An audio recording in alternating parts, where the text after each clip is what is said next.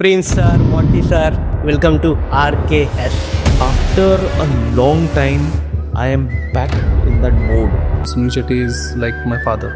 कहते हैं ना कि भगवान अगर कुछ लेता है आपसे तो वापस भी लेता है. उन्होंने मेरे फादर तो ले लिए मुझसे, पर मुझे सुनील शेट्टी सर के रूप में मेरे को फादर वापस भी दे दिए. वाह. इसलिए एक आस्था की कोई फिल्म है, सोमनाथ की कहानी है, हाँ. शिवा से रिलेटेड है. This is a big film. Why? Because but अगर हम चैलेंजेस की बात करें, हिस्टोरिकल मूवी ना बहुत बार कंट्रोवर्सी में फंस जाती है, राइट? इतने आक्रांत आए, इतने सब करके, बट आज भी हिंदू तो अपनी जगह पे खड़ा हुआ है, सनातन अपनी जगह पे खड़ा हुआ है. जब जब कोई शैतान हमारे मंदिरों की तरफ आंख उठा के देखेगा, हर हिंदू का खून खोलेगा.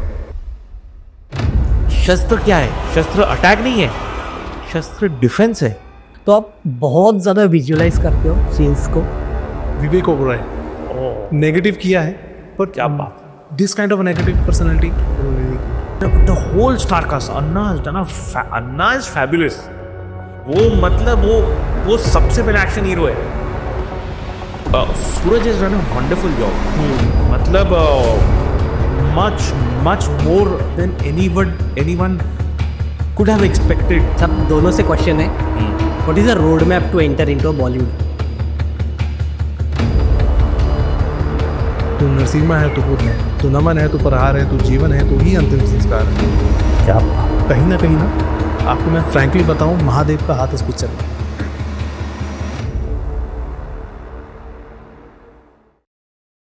सो हे गाइज, ये था मेरा first trio podcast Prince sir and Monty sir के साथ. केसरी वीर का ट्रेलर तो आप सभी ने देखा होगा एंड वो बहुत ज़्यादा अमेजिंग है. सुनील शेट्टी सर, विवेक ओबेरॉय सर, सूरज पंचाली सर, आकांक्षा शर्मा, बहुत अमेजिंग एक्टर्स एक्ट्रेस है एंड इन सब ने बहुत अमेजिंग रोल प्ले किया है सोमनाथ मंदिर के ऊपर. सो बहुत सारे इंसाइट्स दिए सर ने मूवी के बारे में. मूवी बहुत जल्दी रिलीज़ होगी.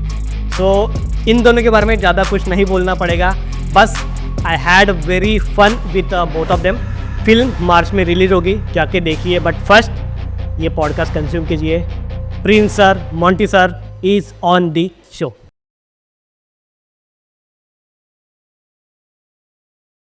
Prince sir, Monty sir, welcome to RKS. Thank you. Thank you so much. Pleasure. कैसे हो सर आप? मैं बहुत अच्छा हूं मेरे भाई. All good. Superb. सर आपके साथ ये सेकंड टाइम पॉडकास्ट कर रहा हूँ. आपको पता है पिछले बार हमने क्या डिस्कशन करी थी? बिल्कुल, थोड़ा बहुत याद है. बट जो भी किया था बहुत मीनिंगफुल था, इतना मुझे पता है. ज़्यादा टाइम हुआ नहीं है सर वैसे, एंड बहुत अच्छा रिस्पॉन्स आया आपको. आई मीन लोग बहुत ज़्यादा सुन रहे हैं एंड आपने जो बातें बताई, तो कमेंट्स में आप देख लेना, कमेंट्स में बहुत अच्छी बातें आई है sir. So that's our privilege, that's our honour कि आप आए एंड इतनी अच्छी बातें करके गए. सो सेकंड टाइम आपके साथ बात करने का चांस मिला तो मैं थोड़ा खुल के बात करूँगा सर. बिल्कुल मेरी बात. Absolutely. Okay sir. आप दोनों कंफर्टेबल हो? हाँ बिल्कुल. Very comfortable. सो ये मेरा फर्स्ट ट्रायो पॉडकास्ट है सर. अरे ये मेरा भी पहला पॉडकास्ट है. आपके सो लकी. मेरे भी पहला पॉडकास्ट है. मोटे भाई मेरे साथ हैं और पहले पॉडकास्ट में, तो यस आई एम लकी. अरे thank you. Best wishes and love always. We are the luckiest one sir कि आप दोनों एक साथ आ गए हो शो पे. So let's make it rock. तो सर हमने अभी टीजर देखा एंड टीजर देख के ही गुज़बम्प आ गए. सो बहुत अवेटिंग मूवी है ये एंड लीजेंडरी एक्टर्स है हमारे साथ, सुनील शेट्टी सर, विवेक ओबेरॉय सर. सो बात करने में बहुत मज़ा आएगा सर. तो एक मेरा क्वेश्चन है सर, क्योंकि नॉर्मली हम मूवीज़ देखते हैं, लव स्टोरी देखते हैं एंड साई-फाई मूवीज़ देखते हैं. जब कोई हिस्टोरिकल मूवी होती है तो उसके पीछे कितनी बड़ी हमारी थॉट प्रोसेस रहती है, क्या क्या रिसर्च रहती है, क्या क्या प्री प्रोडक्शन कैसे होता है, पोस्ट प्रोडक्शन कैसे होता है, उसके बारे में आप थोड़ा सा आइडिया दे देना, ठीक है? सो फर्स्ट क्वेश्चन मेरा यही है कि ये movie how did come to you? I mean आपके पास कैसे आई एंड आपने उस मूवी को कैसे अप्रोच किया? ये मूवी मेरे पास आई सुनील शेट्टी सर की वजह से. ओके. एंड आई थिंक सबसे पहली बात अगर मैं करूँ तो सुनील सर के लिए मुझे करनी चाहिए. Sunil Shetty is like my father. जब मेरे डैड एक्सपायर हुए तो उसके बाद मैं काफ़ी लो हो गया था और मैं ज़्यादा लोगों से मिल नहीं रहा था और ज़्यादा मैं काम भी नहीं कर रहा था, कुछ नहीं कर रहा था मैं। अगर मेरे पास काम आ रहा था तो मैं पकड़ भी नहीं रहा था। फिर कहते हैं ना कि भगवान अगर कुछ लेता है आपसे तो वापस भी देता है। तो उन्होंने मेरे फादर तो ले लिए मुझसे, पर मुझे सुनील शेट्टी सर के रूप में मेरे को फादर वापस भी दे दिए, वाह। क्योंकि वो उसी तरह से मुझे रखते हैं शायद जैसे मेरे डैड मेरे साथ थे। तो वो उतनी केयर करते हैं, ही लव मी सो मच, और वो हमेशा बात भी करते हैं। तो आई थिंक सबसे ज़्यादा रिस्पेक्ट अगर मुझे कहीं से मिली है वो सुनील शेट्टी सर से मिली है, लाइक में। एंड आई एम ग्लैड कि वो मेरे साथ है। वो एक मेंटोर भी है, वो एक फादर भी है, वो एक फ्रेंड भी है मेरे। और आई थिंक मेरे पास शायद शब्द कम पड़ जाएंगे अगर मैं उनके लिए बोलूँ तो he is always with me every time. तो जब ये फिल्म की बात हुई तो Sunil Shetty sir, Vivek sir and all, producer कन्हू भाई चौहान है, तो ये लोग, ये फिल्म के बारे में बात चल रही थी इन लोगों के आपस में। And then Suniel Shetty sir called me कि प्रिंस एक ये फिल्म है, तो मुझे लगता है कि ये तू करेगा तो कुछ बेटर बन के आएगा, कुछ अलग कर सकते हैं, तो मैं चाहता हूँ कि तू ये पिक्चर करे। Okay. And he called me, तो फिर मैं कन्हू भाई से मिला, फिर बाकी सबसे मिला। तो इस पिक्चर में मेरी एंट्री बाद में हुई है, वो सुनील सर ऑलरेडी इस पिक्चर में थे, विवेक ओबराय इस पिक्चर में थे, सूर्य मंचोली इस पिक्चर में थे। तो इस पिक्चर की बातें चल रही थी, एक कॉन्सेप्ट था हमीर जी गोहिल के ऊपर, केसरी वीर, तो कॉन्सेप्ट था सब कुछ। तो जब मैंने पढ़ा और देखा तो मैंने देखा कि ये हीरा है, इसको तराशने की ज़रूरत है। ओके। देन वहाँ से मेरी जर्नी फिर शुरू हो गई केसरी वीर के लिए। तो सर जब कोई हिस्टोरिकल मूवी हम करते हैं तो ऑब्वियसली ये बहुत बड़ी हिस्टोरिकल मूवी है, तो आपको कितना डीप रिसर्च करना पड़ता है इसके लिए? एक्चुअली मुझे इसके बारे में काफ़ी कुछ पढ़ना पड़ा कि हिस्ट्री क्या है। सोमनाथ के ऊपर पूरी फिल्म बेस्ड है, तो सोमनाथ को 17 बार तोड़ा गया और जब 4th टाइम जब तोड़ा गया था तो उसके ऊपर पूरी फिल्म बेस्ड है। अगर आप कभी सोमनाथ गए हो तो सोमनाथ के बाहर एक स्टैचू लगा हुआ है, हमीर जी गोहिल का वो स्टैचू। Yes sir. लोग शायद उनके बारे में बहुत ज़्यादा जानते नहीं हैं, और बहुत ज़्यादा अगर आप मीडिया में ढूंढेंगे या फिर आप इंटरनेट पर ढूंढेंगे, गूगल पर ढूंढेंगे, तो बहुत ज़्यादा इन्फॉर्मेशन इनके बारे में नहीं है। तो उनके बारे में कुछ बुक्स हैं लोग जो कि बहुत ज़्यादा प्रिंटेड नहीं है, तो बहुत ज़्यादा इन्फॉर्मेशन इनके बारे में नहीं है हमीर जी गोहिल के बारे में। तो हमारे लिए टास्क था कि इनके बारे में इन्फॉर्मेशन निकालना। तो हम सोमनाथ भी गए, सोमनाथ में जाके वहाँ पे एक बुक है जो वहाँ पे मिलती भी है, तो वहाँ से कुछ इन्फॉर्मेशन ली, कुछ लोगों से बात करके इन्फॉर्मेशन मिली। तो मेरे जो प्रोड्यूसर हैं वो गुजरात से ही हैं, तो कुछ इन्फॉर्मेशन उनके पास भी थी, उन्होंने भी रिसर्च किया। तो वो लोगों से मिले, काफ़ी लोगों से, देन विल गेट की काफ़ी इन्फॉर्मेशन गैदर करने के बाद उसमें फिर चीज़ें। और फिल्म को बनाने में टास्क ये था कि आजकल की ऑडियंस को ना, अगर आप मैं बात करूं, आजकल की ऑडियंस रील में ज़्यादा इन्वॉल्व रहती है। कि अगर आप भी रील देखना शुरू करो तो 1 घंटा कहाँ बीत के पता ही नहीं चलता सर। तो ऑडियंस को ग्रैब करने के लिए ना एंटरटेनमेंट भी ज़रूरी है, चीज़ें भी हैं, पर आप हिस्ट्री के साथ बहुत ज़्यादा गिलवाड़ नहीं कर सकते हो। तो वो एक टास्क था कि आपको पिक्चर एंटरटेनिंग भी बनानी है, आपका इन्फॉर्मेशन जो आप दिखाना चाहते हो वो भी ऑडियंस तक पहुँचना चाहिए, एंटरटेन भी होनी चाहिए लोग। तो वो एक टास्क था कि सब चीज़ें एक साथ एक पिक्चर के अंदर डालना। और आपको एक आस्था के पूरी फिल्म है, सोमनाथ की कहानी है, हाँ, शिवा से रिलेटेड है। तो वो जो पूरी कहानी है कि वो लोग लड़ने गए थे सोमनाथ को बचाने के लिए, हाँ, 400-500 लोग वर्सेस 10,000। तो वो कहानी उनकी जज्बे की है, उनकी वीरता की है। That's why the name is Kesari Veer. भगवा की कहानी है, अपनी आस्था की, अपने शिवा के लिए लोग लड़ने गए थे। वो कहानी पूरी, जैसे एक्टर्स एक्ट्रेस इस मूवी, जैसे कोई भी हिस्टोरिकल मूवी होती है, कोई भी मूवी होती है, उसके कैरेक्टर में इन्वॉल्व हो जाते हैं। सो बीइंग अ डायरेक्टर आप भी उसमें इन्वॉल्व होते हैं, राइट। आपको भी वो सारी चीज़ें फील करना पड़ता है जो हमीर जी गोयल ने किया, आपको विजुअलाइज करना पड़ता होगा, राइट। सो कितना डिफिकल्ट होता है आपको नॉर्मल रूटीन से इसमें शिफ्ट होने के लिए? एक्चुअली अगर मैं बात करूँ ना केसरी वीर की, केसरी वीर जितना मैंने आज तक शूट किया है और जितनी चीज़ें की हैं लाइफ में, केसरी वीर मेरे दिल के बहुत ज़्यादा करीब है। कैसे सर? शायद मुझे लगता है कि मैं शूटिंग के दौरान ना, जितने भी हमारे वॉरियर्स थे, जितने भी लोग लड़ने गए, मैं उनमें से एक हो गया था। कहीं ना कहीं मैं वो हर कैरेक्टर जी रहा था, चाहे वो सुनील सर का कैरेक्टर था वेगड़ा, चाहे वो हमीर जी गोहिल, सूर्य पंचोली का जो कैरेक्टर है हमीर जी गोहिल का, उनके जो दोस्त थे, उनके आसपास के जो लोग थे, राजल जो आकांक्षा शर्मा कर रही, चाहे उसका कैरेक्टर था, मैं वो हर कैरेक्टर जी रहा था। तो जब मैं रिसर्च वर्क करने लगा, जब हम स्टोरी पे काम कर रहे थे, क्षितिज श्रीवास्तव ने पूरी स्टोरी लिखी है, जब मैं प्रियंका ग्रोवर प्रोडक्शन डिज़ाइनर, जब प्रोडक्शन की बात कर रहा था, तो जब हमने सेट बनाया मंदिर का, हाँ, तो वो सेट में एक वाइब्रेशन थी, वो माहौल था। और क्या है ना कि कहीं ना शायद बचपन से हम स्पिरिचुअली कनेक्ट रहे हैं। चाहे आप शिवा की बात करो, जब भी आप बोलोगे हर हर महादेव, कनेक्शन आ गया। यस, तो वहाँ तो एवरी डे रोज नारे लगते थे हर हर महादेव। हमारा अच्छा इंडस्ट्री में एक रूल चलता है, पैको के बाद बोलते हैं ना, पैकअप पे बोलते हैं साईनाथ महाराज की जय, या फिर हर, तो यहाँ पे साईनाथ महाराज की जय भी होती है, यहाँ पे हर हर महादेव भी होता था पैकअप के बाद। एंड तो हर भगवान का नाम होता था। तो जब महादेव की बात आती है ना, तो आप दिल से कनेक्ट हो जाते हो। शायद मुझे इसलिए लगा कि मैं हर कैरेक्टर से कनेक्ट हो गया। अच्छा, and सारे लोग वहाँ पे जो प्रेजेंट है वो सब भी यही फील कर रहे हैं, इसीलिए वो एनर्जी, इतने वाइब्रेशंस Right. इतने इंटेंस थे, राइट? राइट। सर, आप दोनों की केमिस्ट्री कैसी वैसे? मेरा सवाल यस सर, कोई भी बता सकते हो। जिस जोकिंग मैं जब पिक्चर करने की ये बात हुई तो मेरे पास कन्नू भाई आए. कन्नू भाई is the producer of the film. हाँ, is a very fine gentleman and but क्या होता है कि प्रोड्यूसर और बहुत क्लोज होते हैं और बहुत दूर होते हैं एक ही टाइम पे. ये रूल है, ये ट्रेंड है. नहीं, थोड़ा सा इलेबोरेट कर दो इसको. बिल्कुल करूँगा.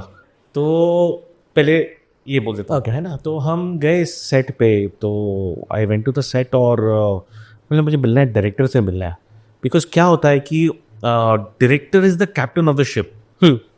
ताकि शिप में सब चीज़ें ज़रूरत होगी, लेकिन अगर डायरेक्टर का विजन नहीं होगा ना, तो बहुत अच्छे टेक्नीशियन लेके, अच्छी चीज़ें लेके, उनको पता ही नहीं अच्छी चीज़ कहाँ डालना है. हथौड़ा मारने का 10 रुपया, सही जगह मारने का 100 रुपया. आप समझिए वो डिफरेंस होता है ना. तो मैंने कुछ footages, I sat with Prince, इनके एक वाइब्स मुझे बहुत पॉजिटिव लगे और बहुत अच्छे लगे. और when I saw the footage ना, जो बहुत रफ और रॉ था ना, एंड आई डिसाइडेड कि यस, दिस इज इट. ये फिल्म करना ही चाहिए. बिकॉज अगर अब ये फिल्म ऐसी है, तो जब फाइनल प्रोडक्ट इसका होगा ना, that is going to be madness. And from that day I have bonded with Prince. Prince is more than a brother, and as a technician, this is my prediction. क्योंकि मैं I've worked with Subhash Ghai ji, I've worked with Sanjay ji, Sanjay Vatsali ji, all of them, but he is the man of today. आप आने वाले time में देखोगे that मतलब he's part of history. And no two ways about it. इनके लिए अगर कोई गाना डेडिकेट अगर आप करोगे तो? अरे इनके लिए मैं एक गाना पे डेडिकेट करूँ. मैं तो गाने बना रहा हूँ इनके लिए, और अभी तो प्रोसेस में है. और क्या है कि देखो, ये एक्चुअली ये जो गाना डेडिकेशन वाला मैटर है ना, ये लड़कियों के लिए ज्यादा अच्छा लगता है. राइट. अगर हमारी और डायरेक्टर लड़की होती तो शायद मैं गाना डेडिकेट करता. ये तो मेरे भाई है, आप समझिए ना. Got it. I am just joking, but the whole, आपको मैं इतना बता दूं कि मेरे कॉन्वर्जेशन में दिन में कम से कम 2-3 बार Prince is always there. Actually मुझे भी इनसे मिलकर इसलिए अच्छा लगता है कि जब भी बात होती है वो दिल से होती है. उसमें बीच में कोई ट्रांसपेरेंट या कुछ वैसा नहीं है कि हाँ कि बात बिल्कुल सिर्फ बात करने के लिए या फिर रिलेशन बनाने के लिए बात हो रही है. मुझे कभी इनसे मिलकर ऐसा लगा ही नहीं. तो मुझे हमेशा ऐसा लगा कि मैं एक बड़े भाई से मिल रहा हूँ और बात भी वैसे हुई है. और जो मेरे दिल में होता है मैं क्लियरली बोलता, जो उनके पास होता है वो मुझे क्लियरली एडवाइस भी करते हैं हमेशा. That's a genuine love act. या और इन्होंने जो गाने और जो फिल्म का म्यूजिक बनाया इज आउटस्टैंडिंग. सब प्लेजर. मैं जेन्युइनली बोल रहा हूँ कि मुझे ना मतलब जो पहले एक फायर होता है ना, जब आप आते हो, आप बहुत सब चीज़ आपको होता है, मैं सब चीज़ पे काबू कर लूँगा, I am going to conquer everything. तो और वो एक जज्बा होता है, एक जुनून होता है. और after a long time I am back in that mode. Because मुझे ऐसा लगता है कि हाँ, अब मुझे कुछ मिला है करने के लिए. This is the flip. जब आप कोई हिस्टोरिकल मूवी का सॉन्ग कंपोज करते हो, बैकग्राउंड कंपोज करते हो, तो कितना डिफिकल्ट होता है एक हिस्टोरिकल मूवी के लिए कंपोज करना दैन एक लव स्टोरी के लिए कंपोज करना? देखो, how I look at it कि सबसे पहले तो आपका म्यूजिक अच्छा लगना चाहिए. That is very important. Correct. फिर वो हिस्टोरिकल हो, आज का हो, कल का हो या परसों का हो, आपका म्यूजिक अगर लोगों को टच नहीं करेगा, दिल से नहीं आएगा, देन इट डजंट, उसका कोई मतलब ही नहीं होता। तो सबसे पहले तो वो चीज़ें जोड़ना है जो आपका तार आपके दिल से दूसरों के दिल तक वो तार जुड़े। देन आते हैं चीज़ें कि भाई हमको इसको we also want to take people to that zone also, कि भाई हाँ अगर ये हिस्टोरिकल है तो उसमें बहुत तो वो वक्त के जो इंस्ट्रूमेंट्स होते हैं, जो साउंड होता है, जो एक आउटलुक होता है चीज़ों का, तो because our language is music, हाँ, there are no words in it, हम वो दिखता नहीं, वो सुना ही देता है, बट सुनने से फील होता है, आदमी रो सकता है, आदमी हंस सकता है। करेक्ट। तो वो चीज़ें कन्वे करने के लिए आज हमारे पास बहुत सारी सुविधाएं हैं, बट एक टाइम था जब सुविधाएं नहीं थी। वो जब थे तब उनके पास वही इंस्ट्रूमेंट में वो लोगों को रुला देते थे।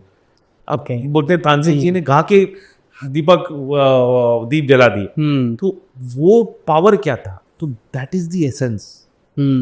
आप समझे, अगर हिस्टोरिकल हमको क्रिएट करना है तो उन्होंने कौन से इंस्ट्रूमेंट्स यूज किए होंगे, उनको हम कैसे इनकॉर्पोरेट करें। ओके, सो अभी जब आप इतनी पुरानी मूवी क्रिएट करते हो, हाँ, तो कुछ इंस्ट्रूमेंट यूज करते हो उस जमाने के? हम बिल्कुल करते हैं कि उनके ऑथेंटिक इंस्ट्रूमेंट्स होते हैं, साउंड होता है, वो यूज़ करते हैं, बट हम उसको वी कैमोफ्लाज इट, हम उसको एक आज की, क्योंकि आज हमारे पास सुविधाएं हैं, तब सुविधाएं नहीं थी ना। अगर तब सुविधाएं होती तो शायद वो लोग भी बहुत कुछ और कर चुके होते, आप समझे ना। तो हम आज की सुविधाओं के हिसाब से उनका सब मिला के ना, हम लोगों को खुश करना चाहते हैं। तो हमारा मोटिव ये नहीं है कि भाई हम उनको 1400 साल पहले ऐसा हुआ था वैसा हुआ होगा, नहीं। 1400 साल पहले बहुत प्यारी चीज़ें हुई थी, उसका एक हमारी तरफ से ही जनरेशन है म्यूजिकली। ओके, तो जो समझने के लिए भी बहुत जरूरी है कि प्रिंस जैसा बंदा हो। बहुत बहुत फिर वो विजन पे बात आ गई। हाँ, इसमें लीजेंडरी एक्टर्स है, एक्ट्रेस है। सो सुनील शेट्टी साहब ने तो ये मूवी आपको कन्विंस करी है, राइट? बट बाकी एक्टर्स को आपने कैसे कन्विंस करा इस मूवी के लिए? एक्चुअली कन्नू भाई चौहान जो प्रोड्यूसर है, हाँ, तो कॉन्सेप्ट उनका है, ये वही लेके आए थे कि वो गुजरात से है, तो उनको पता था उस चीज़ के बारे में। देन वो जब इसको लेके आए तो उन्होंने ऑलरेडी विवेक सर से बात करी, सुनील सर से बात करी, सूर्य पंचोली से बात करी, और हमारी टास्क था कि लड़की कौन होगी हीरोइन इसमें। ओके, क्योंकि सुनील शेट्टी सर हैं और इन सब के बीच में हुज अ गर्ल, और वो लड़की हमारी पिक्चर का एक ऐसा पार्ट है कि मतलब जो एक टाइम पे वॉरियर भी होगी, वो लवर भी है, she playing every emotion in this movie. अच्छा, तो मेरे लिए एक वो था कि वो परफॉर्मर भी बेटर होनी चाहिए और लड़की का कैरेक्टर वो निभा सके। तो मल्टीपल कैरेक्टर से शेड्स बहुत हैं उस कैरेक्टर के अंदर, राजल के कैरेक्टर के अंदर। तो मेरे टास्क था कि कौन होगी, बट जो मेरा कैरेक्टर था राजल, वो उसके लिए मुझे कोई लड़की मिल नहीं रही थी। एंड देन फिर एक लड़की थी जिसे हम कास्ट करने वाले थे कि, बट मैं अंदर से सेटिस्फाई नहीं था कि यार अभी भी ना वो, क्योंकि फिल्म की शूटिंग की डेट्स नज़दीक आ रही थी, वी हैव टू स्टार्ट, वो सब चल रहा था कि नहीं अभी करना है शुरू क्योंकि लेट हो जाएंगे, वो सब बहुत सारी चीज़ें होती हैं। एंड देन शूटिंग से थोड़े दिन पहले, मतलब मान लीजिए एक हफ्ता 10 दिन पहले की बात है, और मैं सुबह सुबह नहा के निकला। And then casting director called me कि यार एक लड़की है आकांक्षा शर्मा, तो कहते वो बादशाह के गाने में उसने किया था। तो आई थॉट कि यार ठीक है, मॉडल होगी और मुझे एक्ट्रेस सॉलिड चाहिए जो उस कैरेक्टर को जस्टिफाई कर सके। और शिवा के ऊपर फिल्म है और टेम्पल्स की हैं, बहुत सारी रिस्पॉन्सिबिलिटीज आ जाती हैं इस कैरेक्टर के साथ, वो कैरेक्टर भी वैसा है। देन कि नहीं ट्राई करो ऐसा होता फोटोग्राफ। तो मैंने गाने तो देखे थे, बादशाह का सॉन्ग जुगनू, हाँ, तो उसमें थी वो। तो मैंने बोला कि नहीं यार मुझे परफॉर्मर चाहिए, और तो कह रहा कि क्या, मैंने बोला कि फिर उसका ऑडिशन भेजो। एंड देन उस टाइम पे जब मैंने इसका ऑडिशन देखा, आकांक्षा का ऑडिशन देखते ही आई कॉल्ड द प्रोड्यूसर कि फॉरगेट एवरीथिंग, इस लड़की को लॉक करते हैं अभी के अभी। तो वो दिन था कि वो सुबह, क्या बात, मैंने उसका ऑडिशन देखा, हाँ, और दोपहर तक उसे मैं लॉक कर दिया फॉर द राजल। और उसने इतना अच्छा काम किया लड़की ने, वाह। राजल जो करेक्टर है उसका आकांक्षा ने बहुत अच्छा काम किया। सुनील सर का लुक जो था फिल्म के अंदर और जो फिल्म है, तो वो मेरे टास्क था कि यार वेगड़ा करेक्टर मुझे ऐसा बनाना था कि कुछ अलग दिखे, हाँ कुछ अलग दिखना चाहिए। तो फिर हमने ट्रायल्स किए काफ़ी और वो सब कुछ चलता रहा। सर बोलते कि ऐसा कुछ करता है, थोड़ा मेरे दिमाग में ऐसा कुछ है। तो उनका जब मैं करेक्टर लिख भी रहे थे ना, तब मेरे दिमाग में आ गया था कि यार वेगड़ा को मैं कुछ ऐसा दिखाऊंगा, विवेक सर को मैं कुछ ऐसा लुक देना चाहता हूँ। तो उनके साथ भी हमारे ट्रायल्स एंड एरर चले। एंड सूरज के साथ था, तो सूरज इज़ प्लेइंग मेन रोल। तो मेरे दिमाग में था कि सूरज को मैं ऐसा कैसे दिखाऊं कि एक साइड विवेक ओबराय है, सुनील शेट्टी है, हाँ अब उन दोनों के बीच में सूरज ऐसा नहीं लगना चाहिए कि यार ये करेक्टर हमीर जी गोयल मेन करेक्टर। तो मुझे था कि इन तीनों का ऑरा इतना स्ट्रॉन्ग और इतना पावरफुल लगना चाहिए। हिस्टोरिकल फिल्म और कॉस्ट्यूम ड्रामा होता है, कॉस्ट्यूम आर वेरी हैवी। तो मेरे दिमाग में था कि सूरज के साथ मेरी इतनी सिटिंग्स हुई, सब चीज़ें हुई। सूरज इज वेरी एक्साइटेड कि प्रिंस सर इसको ऐसा करते हैं, ये करते हैं, वो करते हैं, तो कि हाँ विल डू इट। तो फिर उसको मैंने बोला कि यार बाल ग्रो करते हैं, बाल बड़े करते हैं, क्योंकि उस टाइम पे थोड़ा हैवी लुक देने के लिए। And then he grows a hair, वो सब कुछ सब तैयारी चली उसके साथ, काफ़ी चीज़ें। और फिर तो वीक लगा के कहते हैं कि एक्चुअली वो प्रिपरेशन चलती है। प्रिपरेशन इस फिल्म के लिए सबने प्रॉपर प्रिपरेशन की है। तो मतलब ऐसा नहीं कि आपको कोई भी कैरेक्टर, इसलिए कभी भी आप देखो, मैं इसलिए बोल रहा था हर कैरेक्टर के साथ मैं दिल से जुड़ गया था, क्योंकि उसके पीछे इतनी मेहनत थी, हर कैरेक्टर को बनाने के पीछे इतनी मेहनत थी। और ये नहीं कि वो कैरेक्टर सिर्फ फिल्म के लिए काम कर रहे थे। और मैं आपको बताऊं सच में कि हर एक कैरेक्टर, चाहे वो सुनील शेट्टी हो, चाहे सूरज हो, वो भी जुड़ गए थे इस पिक्चर से।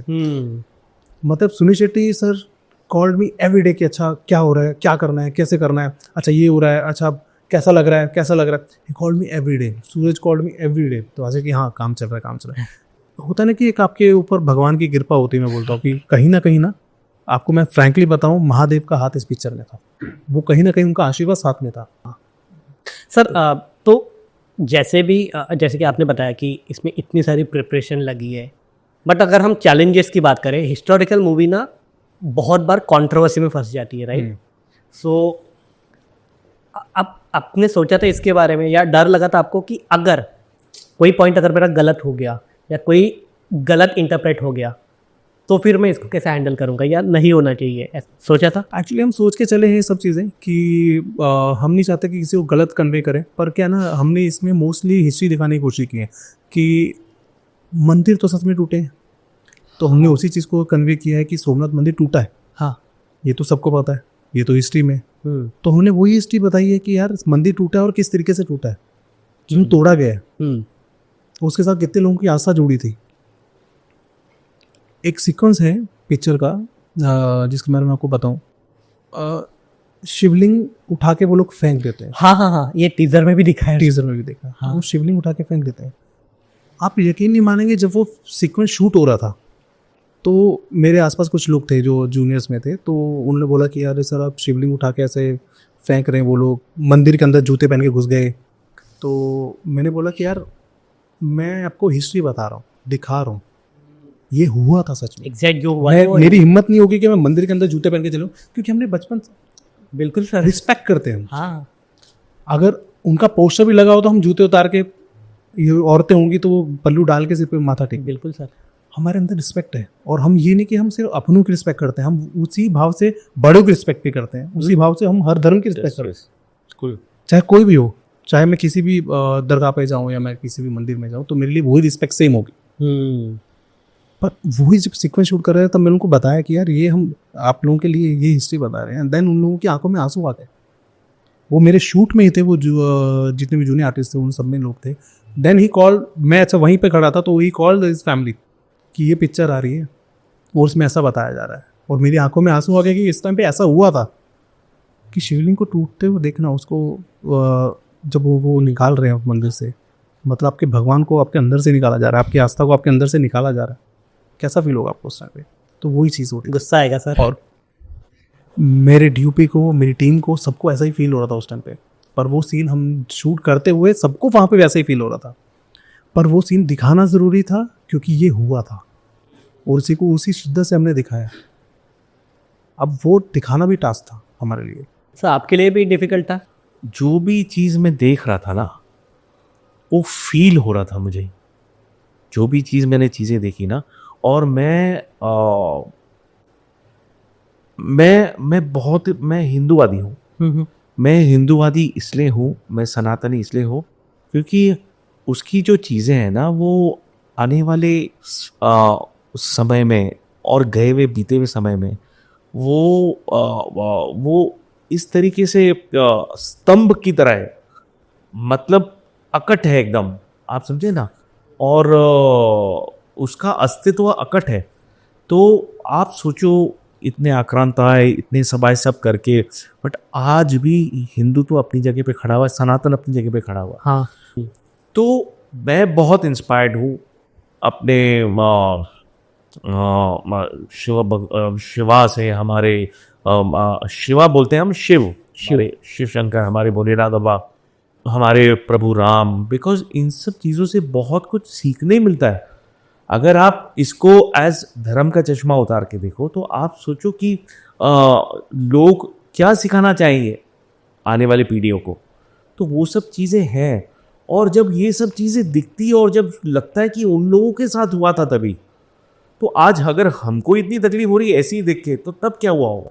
आज लाखों लोग हमारी आवाज़ सुन सकते हैं, वो तो किसी ने सुना नहीं उनकी आवाज़ें। तो मेरे लिए ये मतलब हर सीन, जो चीज़ें मैं इसमें देख रहा हूँ और जो उसका प्रेजेंटेशन है, जो उसका तरीका है पेश करने का और स्टोरी नरेट करने का जो तरीका है, जो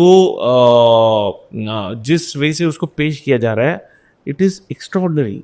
मेरे साथ ऐसा पहली बार इस पिक्चर में हुआ कि सब लोग इतना दिल से काम कर रहे हैं कि सब लोग ये नहीं बोल रहे कि हमें पैसे के लिए काम करना है, या फिर होता ना कि आप मनी तो ऑफकोर्स पैसे सबको चाहिए, वो फैमिली चलानी सब, पर उससे बढ़ के सब लोग ने इसमें दिल से काम किया कि नहीं यार कुछ है। वो कनेक्शन क्या है वो मैंने आपको बोला। हाँ, कनेक्शन वो एक ही है, वो जो बैठा है, वो जो हम सबको देख रहा है, हाँ, कनेक्शन वही है। ओके। सो हर डायरेक्टर का ना एक सिग्नेचर होता है फिल्म मेकिंग का। आपका सिग्नेचर क्या है?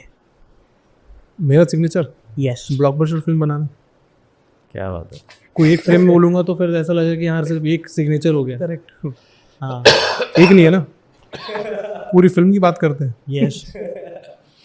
मेरा एक मानना है कि मेरी फिल्म का हर एक सीन ऐसा लगना चाहिए कि वो उसमें कुछ अलग हो, कुछ वाव फैक्टर हो, नॉट कि एक शॉट में। बिल्कुल। हर एक सीन में जान होनी चाहिए, तब जाके एक फिल्म बनती है। अब उससे पहले क्या हुआ, उसके बाद में क्या हुआ सीन, वो मैं बाद में सोचता हूँ।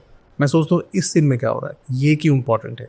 अगर वो मेरी पिक्चर में वो सीन है तो उसकी ज़रूरत है क्या, मुझे कितनी ज़रूरत है, और उसमें क्या मैं ऐसा कर सकता हूँ कि यार जैसे कि ऑडियंस बोले वाओ। तो आप बहुत ज़्यादा विजुअलाइज करते हो सीन्स को? हाँ, बनाने के पहले बहुत ज़्यादा। अगर मैं जैसे शूटिंग पे जा रहा हूँ, सुबह आज मुझे शूट करना है, तो म्यूज़िक कहीं ना कहीं मेरी बहुत हेल्प करता है। तो जैसे कि अगर मुझे आज एक्शन सीन शूट करना है या फिर कोई रोमांटिक सीन शूट करना है, तो मैं उस तरीके का म्यूज़िक सुनते हुए पूरी गाड़ी में जाता हूँ। तो मेरा दिमाग उसी तरीके से चल रहा होता है कि म्यूज़िक हेल्प्स मी अलॉट। मैं एक बार मैंने स्क्रिप्ट पढ़ ली, जब मैं स्क्रिप्ट लिखता हूँ राइटर के साथ बैठ के लिख लिया, सब कुछ हो गया डन, पर मैं कभी भी स्टक नहीं रहूँगा कि मुझे यही करना है। Correct. Okay. I always fly. क्या हो सकता है कि आपके पास इसके बेटर ऑप्शन आ जाए या इससे कुछ नया आप कुछ सोचते रहो। हाँ। तो वो हमेशा आई फ्लाई जब तक वो सीन शूट नहीं हो सकता। शूट होने के बाद भी आई फ्लाई कि हाँ यार इसमें ऐसा कुछ हो जाएगा या फिर मैं ऐसा कुछ कर सकता हूँ। हाँ। तो वो मेरा हमेशा बचपन से ही है। जब मैं फिल्में देखता भी था तो तब से मैं इससे कहीं ना कहीं कनेक्टेड ही था, सिनेमा से, आई थिंक सीन से और सब चीज़ों से। किस टाइप की फिल्म्स देखना पसंद करते हो? यार मुझे तो एक्शन फिल्म में मज़ा आता था। एक्शन फिल्म ही? हाँ। ओके। मुझे आज भी सुनील शेट्टी सर की फिल्में याद है, सनी देओल के पावरफुल लाइंस याद हैं। वो सब चीज़ें हैं ये 2.5 किलो का हाथ और वो फूफिंगों को मज़ा ये लगता। हाँ। वो दौर ये लगता। वो उसके बाद जो फिल्में आई हैं तो ठीक है, रोमांटिक फिल्में ठीक है, वो देख ली पाए, और याद रहने वाली फिल्में तो यही थी ना, आइकॉनिक फिल्म्स। वो इम्पैक्ट ही क्रिएट करके स्पिरिचुअली आप बहुत एनकरेज हुए हो, स्पिरिचुअली आप बहुत कनेक्टेड हो, ठीक है। बट अगर आप फिल्म डायरेक्टर में नहीं आते तो आप क्या कर रहे होते? फिल्म डायरेक्टर में नहीं आता तो क्या कर रहा होता है, शायद यार डायरेक्टर बनना भी आई थिंक डेस्टिनी है। मुंबई में आया नहीं हूँ मैं, मुंबई ने मुझे खींच लिया। मुंबई ने मुझे खींच लिया। आई थिंक ये बोलता हूँ डेस्टिनी, जो भगवान ने सोचा है वो अलग है और जो हम सोचते हैं वो अलग है। तो कहीं ना कहीं मुझे बचपन से ही था कि यार मैं ये करूँगा, पर मुझे पता नहीं था, फ्रैंकली मुझे चीज़ें नहीं पता था कि फिल्म इंडस्ट्री भी वर्क कैसे करती है, क्या होता है। जब मैं पंजाब में, तो पंजाब में गाने बहुत फेमस होते हैं, तो मुझे था कि यार गाने में ना मॉडल बनना है। अब वो मॉडल बनना है तो इतना ही पता था कि हाँ ये होता है जो दिखता है आपको टीवी पे। यंग थे तो पता ही नहीं था कुछ, तो ट्राई किया, कोशिश किया, तो 2-4 गानों में पीछे डांस भी किया, ट्राई किया, वो भी हो गया। तो तब समझ में आया कि अच्छा है, कुछ और है। फिर मुझे था कि यार नहीं यार, मुझे ना मुंबई के लोगों के साथ काम करना है, मुझे फिल्म इंडस्ट्री के लोगों के साथ काम करना है, बॉलीवुड में काम करना है। तो वहाँ पे एक तब चंडीगढ़ में एक बहुत ही टीवी शो था जब शूट हो रहा था वहाँ पे, यूट्यूब बिंदास होता था तब, तो उनका एक शो था, तो फिर मुझे उनके साथ काम करना था। और तब काम करते करते तो मैं सिलेक्ट हो गया। अरे वाह। सिलेक्ट ये हुआ कि मॉडल एक्टर बनना था, फिर उसके वहाँ से एक्टर बनना, तो एक्टर नहीं बन पाया। मैं तो जूनियर्स में रिजेक्ट हो गया था यार। क्राउड की कास्टिंग हो रही थी उसी शो में, तो मैं रिजेक्ट हो गया। तो मुझे था कि मुझे काम करना है, मुझे फ़र्क नहीं पड़ता मैं क्या कर रहा हूँ, मुझे करना है। हाँ, मैं डुप्लीकेट रोल भी किया। हाँ, अरे वाह। अब उसमें बाइक चलानी होती थी, मेरे बाइक उस टाइम पे थोड़ा एक्शन करते थे, वो सब उस शो में चलता था, मैंने वो भी ट्राई किया, मैंने सब किया, एक्शन स्टंट भी किए, सब किया मैंने। और वो अपने लिए नहीं कर रहा हूँ, मैं एक्टर नहीं हूँ उसमें, किसी और के लिए आप किसी और के लिए कर रहा हूँ। और वो जिस एक्टर के साथ जिस एक्टर का मैं डुप्लीकेट कर रहा था, वो मेरे बहुत ही अच्छा दोस्त है अभी, वो मेरी फिल्म में भी है, आज मैं उसका डायरेक्टर हूँ, मेरी फिल्म में भी वो एक्टर है। ब्रिलियंट गाय, बहुत अच्छे दोस्त हैं मेरे। तो विवेक ओबराय के भाई बने इसमें, तो उनका मैं डुप्लीकेट करता था उस टाइम पे, बहुत पुरानी बात हो गई है। तो फिर मुंबई पहुंच गए, तो मुंबई के बाद लगा यार अभी एक्टर बनना है, तो फिर 3-4 ऑडिशन मुझे समझ में आया कि यार मैं एक्टर बनने के लायक नहीं हूँ, गुड एक्टर। आपको सेल्फ रियलाइज भी करना जरूरी है ना, तो मैंने वो तभी कर लिया कि हाँ नहीं यार ये मैं नहीं कर सकता हूँ। तो मुझे असिस्टेंट बनने में बड़ा मजा आया, मैं कहा ये काम है जो मैं कुछ कर सकता हूँ। कि जब मुझे समझ में आ गया था I want to become a director, तब मेरा फिक्स था। बीच में बहुत सारी चीज़ें होती है, फाइनेंशियल इश्यूज भी आते हैं, आपको फैमिली भी बन गई है, आपको फैमिली भी चलानी है, बहुत सारी चीज़ें आती हैं। और उसमें कहीं ना कहीं मेरी वाइफ ने मेरी बहुत ज़्यादा हेल्प की है। अगर आज शायद मैं यहाँ पे हूँ और ये पिक्चर बना के मैं आज आपके साथ यहाँ पे बैठा हूँ, सामने बैठा हूँ, तो कहीं ना कहीं उसका हाथ बहुत है। वाह सर, क्योंकि हर एक इंसान के पीछे उसकी वाइफ का हाथ होता है, जो मैं सुना था, पर वो मैंने बिलीव किया कि हमेशा साथ रही है। एब्सोल्यूट। वो उसने भी काम किया। बीच में एक टाइम ऐसा भी आया था जब मेरे पास पैसे नहीं थे, बहुत ही मुश्किल टाइम था, उस टाइम पे वो काम कर रही थी, she is pregnant that time, तो वो तब भी काम कर रही थी और मैं घर पे बैठा हुआ था। मेरे पास उस टाइम पे वो 2 साल थे, मुझे अभी आज भी याद है, मेरे पास नहीं था पैसा, और वो हम सिर्फ घर का खर्चा चला रहे थे। और वो प्रेग्नेंट होने के बाद भी वो उस टाइम पे शूट्स कर रही थी, शूटिंग पे जा रही थी। वो शूट पे काम फिजिकल बहुत ज़्यादा होता है, ऐसा नहीं कि आपको सिर्फ जाके बैठ गए। उस टाइम पे उसने काम किया, वो सब चीज़ें उसने, पर कहीं ना कहीं हम दोनों ने मिलके, या फिर मैं बोलूँ कि शायद भगवान की कृपा है कि मेरी लाइफ में वो रही है मेरे साथ, तो शायद आज मैं हूँ तो उनकी वजह से। I would love to have her on the show sir. अरे 100% कोर्स उसके साथ भी बात करो, definitely sir. Sir Akshat Gupta ji ने गाने लिखे हैं, बिल्कुल, उसके बारे में बताइए सर थोड़ा। बिल्कुल। क्या है कि अक्षत के इतने पॉडकास्ट हैं, दे आर ब्यूटीफुल। हाँ, they are information, there is information, there is, it's my favourite subject, all about Sanatan and Hinduism. और मतलब मैं काफ़ी देखता था। और हम जब बैठे काम करने, तो प्रिंस ने बताया, बोला ये अक्षत ने लिखा है, ये गाना है ये। अक्षत, हाँ अक्षत को बहुत अच्छा वो फिर मुझे दिखाया, भाई ये अक्षत है, इसका बहुत नाम है। फिर मैं इनका तो दिखता हूँ, आई लव वॉचिंग हिम।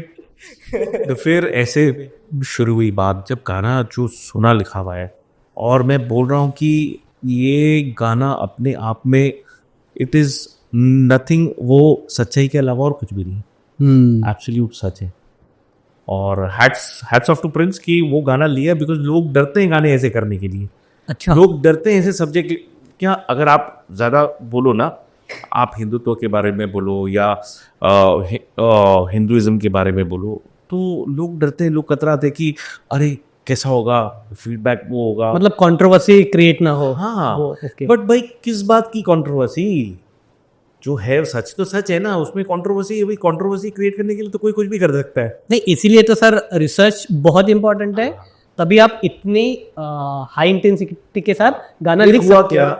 फिर अब मुझे मिलना था अक्षत को, हाँ, क्योंकि क्या होता है, there is a mutual respect कि भाई एक आदमी इतना अच्छा काम कर रहा है, इतना तो मैंने प्रिंस यार अक्षत को ये करना है, करेक्शन करना है, पर उसको मिलना है, उसको बुलाना है। तो हाँ वो थोड़ा बिजी ऐसा है, तो मैं उसको बोलता हूँ नहीं इसको बुलाओ तो हाँ हाँ ठीक है। फिर देन प्रिंस कॉल्ड हिम, हम बैठे, फिर अक्षत मिला, तो he was also very this thing कि नहीं आप गाना कर रही है वो, एंड फाइनली दैट सॉन्ग, वो अपने आप में वो गाना भी एक बहुत बैंड गाना है। वो गाना गाया है स्वर्णा तिवारी ने, ओके, वाह, बहुत ही अच्छा गाती हैं वो। Yes sir. और जो उन्होंने गाया है और जो उनका एक रॉ है उनके गाने में ना, एक रॉ पावर है, मतलब सुनीति अलग, श्रेया अलग, बट ये अलग है।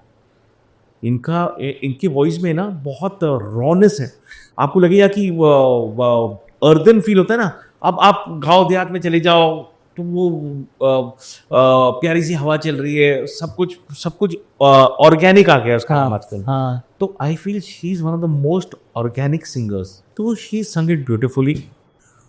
तो अक्षत इज वन एसेट जो, मतलब मैं आपको बोल रहा हूँ ना कि जहाँ पे भी ऐसा लगता था ना कि अरे क्या हो गया यार, अरे यार इतना हम कर रहे हैं, क्या हो रहा है, ये ऐसा क्यों हो रहा है, तब कुछ प्रिंस ऐसा कुछ लिखा जाता था।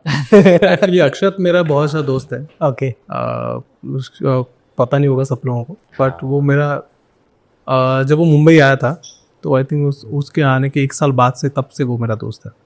तब हिडन हिंदू उसकी बुक्स कुछ पब्लिश नहीं हुई थी। कब की बात होगी सर ये बात है आई थिंक 2015 शायद, ओके, 15 या 16 की बात है शायद। 10 साल हो गए। हाँ, ज़्यादा ही हो गया आई थिंक। उससे पहले मतलब हाँ, मैं मिला हूँ 15 के आसपास की बात है, 15-16 के आसपास। ओके, वो तब से मेरा दोस्त है। अच्छा, देन फिर मैंने फ़ोन किया इसको कि यार मेरी एक फिल्म आ रही है और मुझे लग रहा है कि मुझे एक गाना चाहिए ऐसा, तो आई फील कि तुम ही लिख पाओगे वो गाना। वाह, गाना लिखा, फिर सुनील शेट्टी का एक डायलॉग है, वो उन्होंने लिखा। तो उसने जब लिखा तो आई लव दैट लाइन्स। वो फिर मैंने अपनी फिल्म में बाद में वो डाली भी अन्ना की उसमें आवाज़ में है, जो फिल्में आएंगी भी आगे। तो लाइन्स इसके, तो शांति है तो युद्ध है, तो नरसिम्हा है तो बुद्ध है, तो नमन है तो प्रहार है, तो जीवन है तो ही अंतिम संस्कार है। क्या बात। दिखा सामने वाले को दिखा अपने दोनों रूप, उनको चुनना है कि तू कौन है। सो ये तो बहुत ही छोटा वर्जन मैंने बताया, तो इट्स वेरी पावरफुल लाइन। तो हर एक इंसान के अंदर 2 रूप होते हैं, वो बुद्ध भी बन सकता है, वो नरसिम्हा भी बन सकता है। क्या बात। तो सामने वाले के ऊपर डिपेंड करता है कि वो मुझे किस रूप में देखना चाहता है। वाह, so that's the whole powerful lines. And एक और पावरफुल लाइन जो सुनील शेट्टी ने बोली है इसमें, जब जब कोई शैतान हमारे मंदिरों की तरफ आंख उठा के देखेगा, हर हिंदू का खून खोलेगा। सो ये टीजर में भी देखा हुआ सर। ये टीजर में भी है, और सुनील शेट्टी की आवाज में और पावर आती कि यार यस। सर वो पॉइंट था कि वो गुजरो आ गए वो देख के।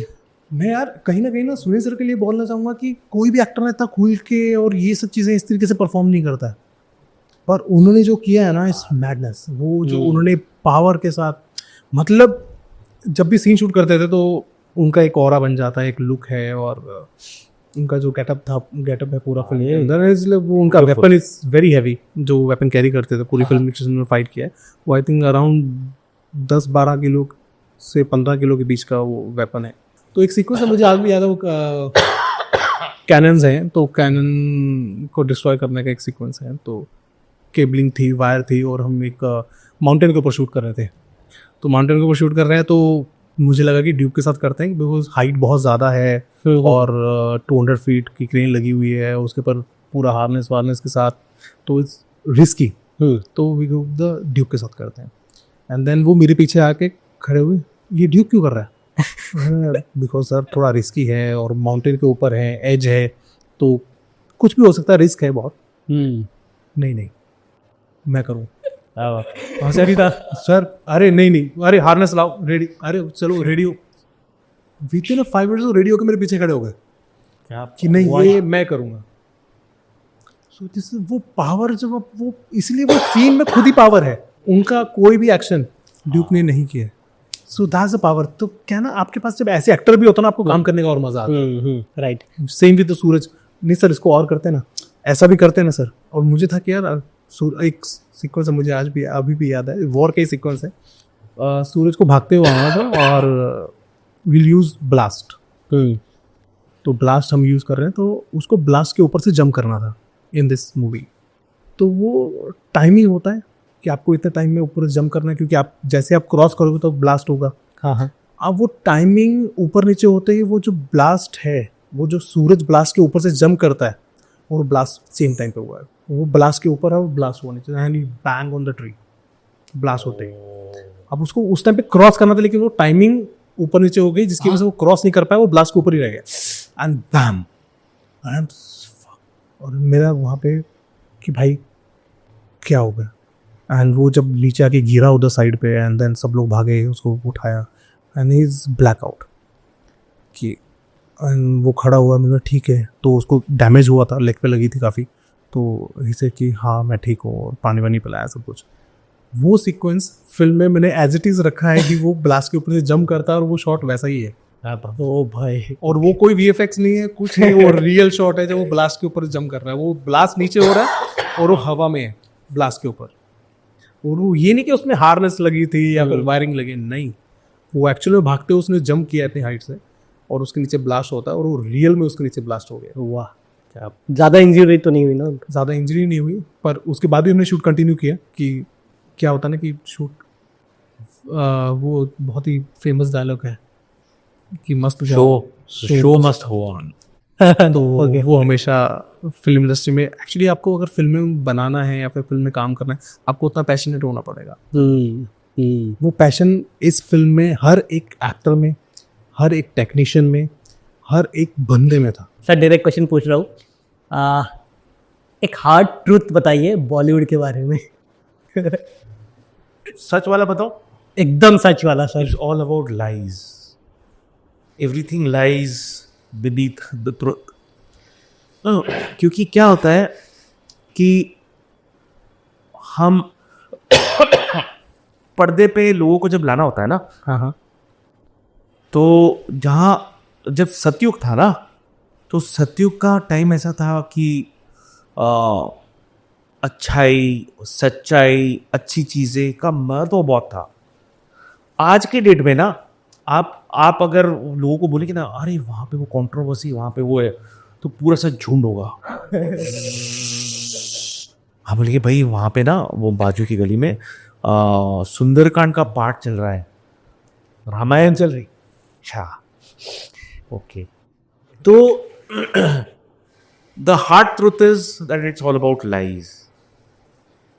सेट से लेके, अंदर से लेके, बाहर से लेके सब झूठ होता है जो बहुत सच्चाई से दिखाया जाता है। तो मैं जो चीज़ बोल रहा हूँ, मैं ये नहीं बोल रहा हूँ कि झूठी इंडस्ट्री है, बट हमको बहुत सारी चीज़ें दिखाना पड़ता है, बहुत सारी चीज़ें नहीं होती है। आप समझिए, इट्स मेक बिलीव ना, film industry is make believe ना। आप जो चीज़ें देखते हो उसमें से बहुत सारी चीज़ें होती नहीं है, बट वो मेक बिलीव होता है। आप समझे ना, मेक बिलीव इसलिए होता है कि भाई ये तरीके का ये एक्टर्स जो स्टंट्स करते हैं वो कितने डेंजरस होते हैं। अब आज अन्ना ने ये सब स्टंट्स किया, बहुत तो करते ही नहीं। हाँ, बट आप बोलते हो ओ क्या बात है यार, क्या किया यार, बट जिस बंदे ने किया है उसको कोई पूछता ही नहीं, तो सामने PR ही नहीं मिलता। So that's why everything is under the wraps, under the truth. जब उसकी हार्ड रियलिटी आएगी ना फिल्म मेकिंग की, तब लोग जो अभी पिक्चरें देख रहे हैं ना, उससे 10 गुना ज्यादा देखेंगे। अब लोगों को दिखता है अरे 2 घंटे में, अरे हटा सावत गता, बट चीजें बहुत डीप है। The other side is very dark also. That's why I am asking to you कि बिकॉज आपको इतने साल हुए इंडस्ट्री में, आपको पता है, अंदर की बात पता है। हाँ, इसीलिए बहुत सारी चीज़ें, मतलब बहुत जगह पे आप देखोगे कि भाई 2 एक्टर है, वो एक दूसरे को पकड़ के रो रहे हैं आपके सामने कि क्या तूने किया क्या, और अंदर से गाली भी दे रहे। तो ये हम रूबरू देख चुके हैं चीज़ें होती है, बहुत सारे लोग होते हैं जो बेचारे बोल नहीं पाते हैं, हार्ड वर्क कर लेते हैं, कभी टाइम पे पैसा मिलता है, कभी टाइम पे पैसा नहीं मिलता है, तो वो अंदर ही अंदर घुटते हैं, क्या करेंगे, किसे लड़ेंगे, लड़ नहीं पाते हैं. There are lot of things, but the good side is कि सिनेमा हैज अ वॉइस. हाँ.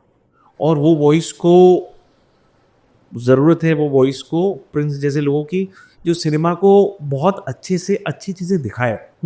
जैसे प्रिंस को मैं देख रहा हूँ कि मतलब अदर देन बीइंग टैलेंटेड, क्योंकि मैं तो 35 साल से काम कर रहा हूँ, मुझे तो पता है इंडस्ट्री में मैं लोगों के साथ काम कर चुका हूँ. हाँ. बट उसका मुझे I get to learn even today कि हाँ यार ये देखो, ये अच्छा है, ये इसमें ये थॉट प्रोसेस है, बिकॉज एवरीथिंग इज डायमेंशनल ना. हाँ. हमको ऐसा दिखता है कि अरे ये स्क्वायर है, बट स्क्वायर के 4 कॉर्नर्स है, उसके 4 साइड, उसके अंदर का स्पेस है, उसके बाहर का स्पेस है, हर जगह पे डायमेंशन चेंज हो जाता है, लुक चेंज हो जाता है. तो I am very happy to work with genuinely I'm telling you, and the whole star cast. Anna is fabulous. वो मतलब वो सबसे पहले एक्शन हीरो है. He's one of the biggest first action hero जो Right. जो मतलब देखते ही लगा कि वो तेरे की कहाँ गया यार, कोई तो भी आ गया यार, हमारा सिलेस्टर सलमान तो यही है यार. तो he is that and he is like that in the film also. Actually अगर देखे हुए तो action, powerful action, Sunny Deol and Sunil Shetty. हाँ, सनी भैया. हाँ. सनी भाई. क्योंकि अगर ये दो अगर पंच मारेंगे तो लगता कि यार पंच लगा. हाँ. देखो एक्शन हीरो और भी हैं, अक्षय है, उनका एक्शन स्टाइल अलग है. पर अगर आप डीपली बोलो कि हाँ जो जिस पे आप लार्जर देन लाइफ एक्शन पे बिलीव कर सकते हो तो ये दो है. जो इम्पैक्ट क्रिएट करता है वो सनी बाजी का सनी बाजी या फिर सुनील शेट्टी. हाँ. एंड इवन जो बाकी Suraj is run a wonderful job. मतलब much more than anyone could have expected. आप समझिए ना, मतलब मैंने देखा तो मतलब इनिशियली मुझे भी I couldn't recognise him, but फिर जब मैंने देखा and he is very excited about the film. Is very, वो कॉल करता है, कॉन्स्टेंट कॉल करता है, नहीं अच्छा सर मैं देखूँ क्या, मैं आऊँ क्या, अच्छा सर ये ऐसा is there. Aditya is there, Aditya Pancholi, he is a gem of a person. Akanksha is looking fabulous, आपने देखा है टीजर में. हाँ सर वो. But I am telling you overall this is a win situation film. And हम कुछ भी बोले बट थैंक्स टू कंडो भाई कि उन्होंने ये इनिशिएटिव लिया. वो जहाँ भी जाना चाहते थे, लेकिन हम जब सब साथ मिलके हम जहाँ पहुँचे, it is very very different. And मतलब ये थोड़ा सा नकली लग सकता है, मतलब मैं बोल रहा हूँ क्योंकि मुझे मालूम है लोग देखेंगे ओके और उनको लग सकता है कि मैं नकली बोल रहा हूँ, but genuinely lots of love for you Kando भाई, and hope even you share some for us. Definitely sir. पर अगर इस फिल्म की बात भी करूं तो सुनील शेट्टी को आपने कभी ऐसे रोल में नहीं देखा होगा. विवेक ओबराय नेगेटिव किया है, पर क्या बात, this kind of negative personality उन्होंने नहीं की. सूरज को आपने कभी ऐसे उस रोल में नहीं देखा है, आकांक्षा को कभी ऐसे उसमें नहीं देखा है. तो इट्स ऑल पैकेज. सबको इस तरीके से देखना और this kind of role, punch lines and all everything is, तो इसलिए बोलता हूँ मैं, इसलिए दिल से कनेक्टेड था. नहीं definitely sir. Sir what is that one myth that people know about producer और director but it's not true? I think ये ज़्यादा अच्छा आंसर दे पाएंगे इसके लिए. बिल्कुल. देखिए क्या होता है ना, जिस इंटेंशन से जो प्रोड्यूसर आता है ना, देखो आप जो बोगे वो पाओगे. हाँ ठीक है. तो आप ये नहीं बोल सकते कि प्रोड्यूसर्स मतलब वो वाह वाह वाह क्या बात है. आप ये भी नहीं बोल सकते कि हर प्रोड्यूसर गड़बड़ आदमी. तो जब आदमी एक प्रोड्यूसर बनता है तो it is like becoming a mother. जब एक माँ एक नए बच्चे को जन्म देती है ना, तो वो बहुत सारी चीज़ें होती है, उसके शौक होते हैं, उसकी खुशियाँ होती है, वो there is a sacrifice, there is a big sacrifice. And वो सैक्रिफाइस किस हद पे, किस लेवल पे कौन कर रहा है वो किसी को पता नहीं है, वो खुद को ही पता होता है. हम सब हमारा टेक होता है, प्रोड्यूसर का अपना एक टेक होता है, उसके ऊपर पूरी पिक्चर की लाइबिलिटी होती है। आज नहीं नहीं करके कन्नू भाई ने बहुत, मतलब ये पिक्चर अगर बनी है और आप लोग देखोगे ये पिक्चर क्या बनी है, तो कहीं ना कहीं कन्नू भाई हैज कॉन्स्टेंटली बीन सपोर्टिंग। कन्नू भाई एक ऐसे बंदे जो मैंने देखा है जो उनको किसी की हेल्प नहीं चाहिए, कोई दूसरा प्रोड्यूसर नहीं चाहिए। Am I right? राइट, और ये बहुत बड़ी बात है। आज के डेट में लोग जब पिक्चर शुरू करते हैं तो बोलते हैं कि भाई प्रोडक्शन हाउस पकड़ लो। और अगर कोई फिल्म देखोगे तो बहुत सारे प्रोड्यूसर्स का नाम होंगे, 5-6 प्रोड्यूसर्स होंगे या 10 होंगे, इसमें एक ही है। वो सिंगल हैंडेडली वो चलते गए, उनको नहीं ऐसा नहीं, but end of the day he was always there. वही जो मैंने बोला ना कि बेटी का बाप होता है, बिल्कुल। जो पहले जमाने में बोलते थे ना कि बेटी का बाप शादी करनी है तो मतलब तो वो प्रोड्यूसर होते हैं, वो प्रोड्यूसर बेसिकली वैसा हो। सब दोनों से क्वेश्चन है, what is the road map to enter into Bollywood? Road map, या मैंने आपको आई थिंक अपनी जर्नी में बताया, ये मैंने रोड मैप क्या बनाया था। आपका रोड मैप था? तो मेरा रोड मैप वही है कि चलते रहो, अपना एक एम सेट करके बस चलते रहो। बट प्रोसेस क्या होती है जो आउटर साइड को नहीं पता, लोगों को नहीं पता? देखो यार, प्रोसेस मेरा थॉट अलग है, इनका थॉट में भी अलग। अब दोनों का थॉट चाहिए सर। तो मेरा थॉट तो अलग ये है कि आप कोई भी बिजनेस खोलने जाओगे, उसके बारे में पढ़ोगे, सोचोगे, तो जब आप अंदर जाते रहोगे तो आपको वैसे लोग मिलने शुरू हो जाएंगे जो आपके दिमाग में होगा, और वही आपके लोग आपके सामने आते रहेंगे कि जो आप चाहते हो लाइफ में, भगवान भी आपको वही देता है। तो डिपेंड्स कि आप क्या चाह रहे हो, आप जेन्युइनली उस चीज़ को चाह रहे हो जो आप करना चाहते हो, या सिर्फ आप प्रिटेंड कर रहे हो कि हाँ मुझे करना है, करेंगे। बाकी रोड मैप तो ये है कि आप अगर आप इंडस्ट्री में काम कर लेके निकलोगे, आपको 50 रास्ते हैं, लेकिन आपको करना क्या है पहले आपको खुद श्योर होना पड़ेगा। ओके, डेस्टिनी एक है, बात अलग अलग है। देखो इसमें हर किसी का तरीका एक ही है, देखने का नजरिया अलग है, ठीक है। आप शर्ट पैंट को अलग वैसे देखोगे, एक डिजाइनर होगा वो शर्ट पैंट को देखेगा, अच्छा ओके। फिर एक आदमी जिसने कभी देखा ही नहीं डिजाइनर वेयर, तो वो बोलेगा अरे यार मैं कैसे खरीदूं यार। अब इसमें क्या होता है, जीत उस आदमी की होती है, जैसे प्रिंस ने बताया, जिसका डेस्टिनेशन होता है, एम होता है। ये कपड़ा कैसे बनाया, क्या बनाया, क्यों बनाया, इररिलेवेंट, मुझे अच्छा लगा, ओके, मैं लूंगा ये चीज। अब वो लेने के लिए ना आपका पाथ जुड़ते जाएगा, क्योंकि आपका थॉट प्रोसेस है ना, आपका माइंड है ना, वो लाइक माइंडेड पीपल जोड़ना स्टार्ट करेगा। तब आप, जब आपका डेस्टिनेशन हो गया ना, अर्जुन का बेसिक फंडा क्या था कि उसने वो क्या दिख रहा है, मुझे आग दिख रही है, चलाओ तीर। हाँ, तो फंडा क्या है कि भाई वो जो कपड़ा आदमी ने पहना है वो किस डिजाइनर ने बनाया, ओ वाह, नहीं, आपको अच्छा लगा, आपने पार्ट डिसाइड किया, ये आपका रोड मैप है। आपको डेस्टिनेशन आपका डिसाइड करना है, आपका एम डिसाइड करना है, फिर चल पड़ो यार।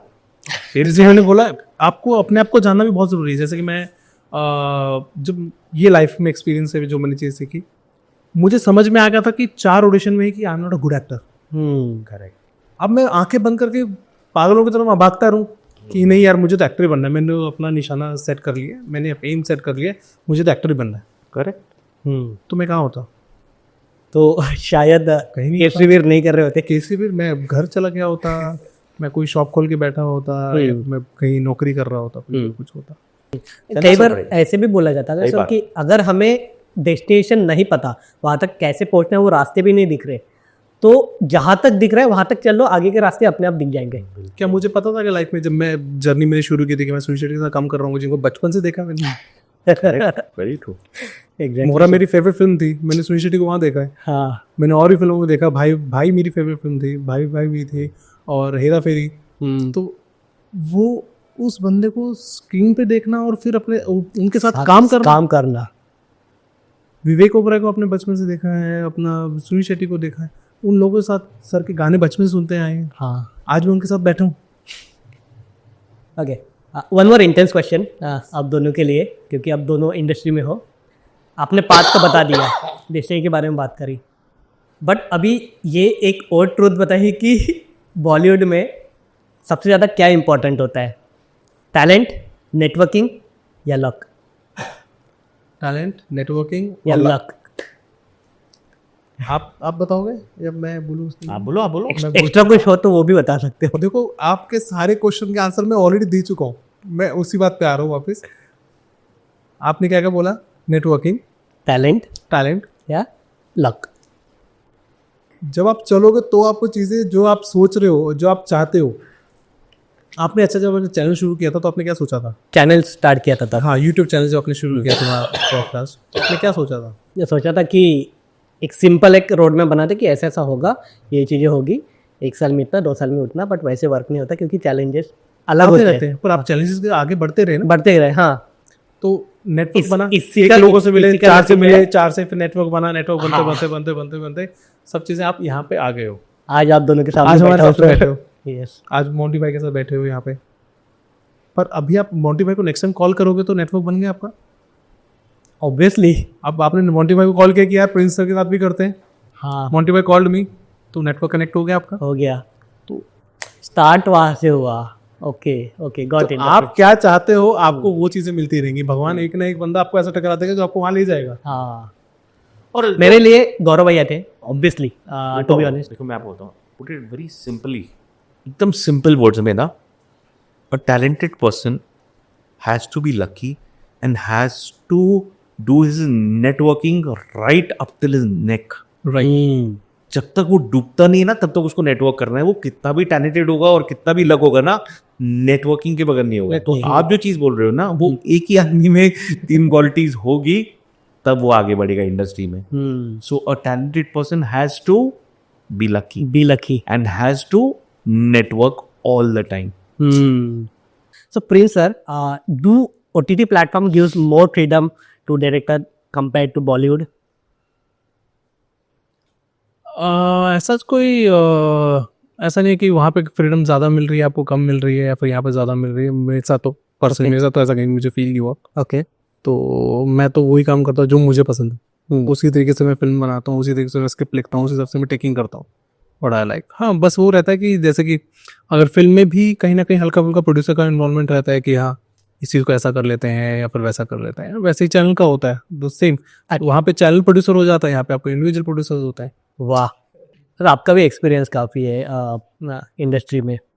अगर आप एक 20 ईयर मोंटी शर्मा को मिलते हो आज, तो उनको क्या एडवाइस दोगे?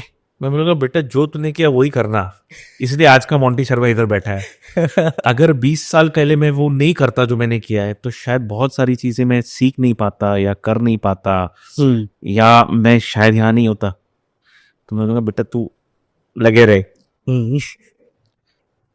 वन लास्ट क्वेश्चन सर, अब दोनों से. What do you think, I mean what will happen in Bollywood 10 years down the line? It will become better और worse? What do you think? आप बोलो फिर मैं अच्छा, बेटर वर्स, आई थिंक खराब तो ऐसे कभी हुआ ही नहीं. टाइम चेंज होता है. जैसे कि मैं बात कर रहा था आपसे कि एक्शन फिल्मों का दौर था, बिल्कुल, फिर उसका कॉमेडी का दौर आया, फिर रियलिज्म का दौर आया, रियलिस्टिक पिक्चरें बनने लगी, फिर अभी दोबारा एक्शन का आ गया. तो टाइम चेंज होता है. जब टाइम चेंज होता है तो आपको वेपन चेंज करने होते हैं ना. हाँ हाँ. जब आप मशीनें चेंज करते हो, अपग्रेड करना है तो अपग्रेड लेके आओगे, तो अपग्रेड करने का टाइम है. अभी अपग्रेड हो रहा है. अभी देखो आप 2025 से वो अपग्रेड जो होना था वो हो गई चीज़ें. अभी केसरी के बाद है, और केसरी के साथ अभी 2025 बॉलीवुड ही है. तो वो टाइम जब चेंज होता है, मैं कहने का मतलब यही है कि जब भी कहते हैं ना, जब स्नेक अपनी स्किन चेंज करता है, तो पुरानी उतार के नहीं पहनता है, तो वो चीज़ें हर एक डिपार्टमेंट के साथ भी होती हैं. आपका अपग्रेडेड कैमरा आ गया तो आप अपग्रेड करते हो, चेंज करते हो. तो वैसे ही बॉलीवुड भी अपग्रेड हो रहा है. वो हो गया. What do you think sir? 10 years down the line मुझे सिर्फ इतना पता है कि I will be a part of history. I will see to it कि ये 10 साल भी मैं कंट्रीब्यूट करूं, and I know Prince will be a part of history. So whether it's today, tomorrow, or after 10 years, we will be part of history and we will remain to be a part of history, not because of anything, but it's because of our dedication and because of our love for our work. वाह, right that's क्या whole बात- passion क्या बात है, बहुत amazing podcast था sir. Same sir आज आप दोनों यहाँ पे आए हो, मुझे एक आपके साथ रैपिड फायर करनी है। अरे वाह अरे बिल्कुल, we are ready to attack. ये अनएक्सपेक्टेड था। Okay Okay. सीट की पेटियां बांध ली जाए are you ready? Yep. Okay, तो मतलब कैसे आंसर देना है, साथ में देना कोई है? भी दे या फिर ऐसा एक क्वेश्चन रहेगा प्रिंस सर के लिए, एक question अच्छा, रहेगा आपके अरे लिए। वाह, क्या बात। एंड उसके बाद फिर एक एक क्वेश्चन रहेंगे आप दोनों के लिए, ठीक है। ठीक है? Okay okay, so first question Prince sir के लिए। One actor you think is underrated in Bollywood? यार ये तो रैपिड फायर में बड़ा अजीब सा क्वेश्चन हो गया मेरे लिए। तो देखो क्या है, ये क्वेश्चन है ना, आई थिंक ये ज्यादा अच्छे दे पाएंगे, एक्सपीरियंस इनका है। क्या है कि प्रिंस इज माय ब्रदर, ठीक है, उसका क्वेश्चन मेरा question, under any circumstance. yes, Right. yes, sir. That's pretty better. I will always watch his back, he will always watch mine. हाँ ये रैपिड फायर में आई थिंक बेटर। बहुत simple है कि सबसे अंडररेटेड एक्टर वो है जिसके बारे में लोग सबसे ज्यादा चर्चा करते हैं। ओ समझ में आया क्या बोल रहा हूँ मैं? नहीं सर, हाँ, आज का टाइम है पब्लिसिटी का, जितनी ज्यादा पब्लिसिटी उतना अंडररेटेड, आप समझना। ओह ये डीप हो गया थोड़ा। इट्स डीप या मिनरली बेटर है। देखो ये, देखो क्या होता है ना, आदमी बोलते हैं कि हाँ मैं हूँ भी लेकिन मैं नहीं भी हूँ, होता है ऐसे भी तो होता है, जो होता है क्या? हाँ भाई, ऐसे होता है। आप कहीं होते हो, अब मैं फिजिकली होऊंगा लेकिन मैं मेंटली तो कहीं और हूँ। मैं सोच रहा हूँ अच्छा यार वो खाना पकता है कि नहीं बराबर, उसने क्या डाला है खाने में, अच्छा वो है कि नहीं। So this is the way it work, but since it's rapid fire हम आगे चलते हैं। यस राइट, ओके बढ़ते हैं हम हमारे नेक्स्ट क्वेश्चन की तरफ। हाँ। मोंटी सर के लिए, हाँ। ठीक है। One Bollywood song you wish you had compose? एक प्यार का नगमा है, एक प्यार का नगमा है वो जो, I love that song, I love. बहुत प्यारा गाना था सर वो। ओके फिर रैपिड फायर मेरे लिए टफ होने वाला है। नहीं नहीं सर, ओके इजी क्वेश्चन भी रहेंगे। Okay, if you had an unlimited budget what kind of movie would you make? Unlimited budget, Yes. Unlimited budget में कौन सी मूवी बनाऊंगा? लाइक किस टाइप की मूवी? हाँ, आई लव यार थ्रिलर, एक्शन एंड ऑल, तो मैं वही बनाऊंगा। कोई रेफरेंस, कोई मूवी? मेरे हिसाब से बजट से ज्यादा आपका पैशन इंपॉर्टेंट है, क्योंकि कई लोग बजट के साथ भी वो मूवी नहीं बना पाते जो वो बनाना चाहते पैशन हैं। के साथ बना। एक्चुअली सॉरी, रैपिड फायर में इनका एक्चुअल आंसर जो मैं अभी गॉच कर पा रहा हूँ क्योंकि मैं इतना टाइम से, he would make the best film that a person could think of. And अब बेस्ट फिल्म कौन सी हो सकती है? टाइटैनिक हो सकती है, आई लव टाइटैनिक। कोई भी हो सकती है। ओके सो मैं जितना समझता हूँ प्रिंस को, जितना मैंने जाना है, कि हो सकता है कि वो मतलब बोल ना पा रहा हो, but I know that if he can make a film without budget, then what he is going to do if it's unlimited budget. Okay so जो इसमें लिमिटेड बजट ये फिल्म बनाई है, तो बजट के साथ तो we can create anything. Exactly sir, that's why depends कि आपके प्रोडक्ट में कितना दम है। No definitely sir. Okay next question Monty sir के लिए। One Bollywood actor has the best voice for singing? अरे I recently recorded Nana Patekar sir. वो मतलब मैं बोलता हूँ वो बंदा है ना, नाना सर लव यू। उन्होंने मतलब एक तो बेस है उनकी वॉइस में ना, एक्टिंग है मालूम है, ही acts in his voice. So Nana sir, ये is about it. Expected answer था sir. Okay next question Prince sir के लिए। One thing people don't know about Junaid Shetty sir? Action के लिए वो आज भी पागल है, एक्शन फिल्मों के लिए और काम के लिए वो, मतलब उनको आप कभी रोक नहीं सकते हो। क्या बात। मतलब आप उनको एक चीज बोलोगे वो 10 करेंगे। सो पैशनेट, वो काम के लिए पैशनेट जो होते हैं ना, मैं बोलूंगा पागल काम के लिए वो है। नेक्स्ट क्वेश्चन मोंटी सर के लिए, ये काफी यूनिक क्वेश्चन है।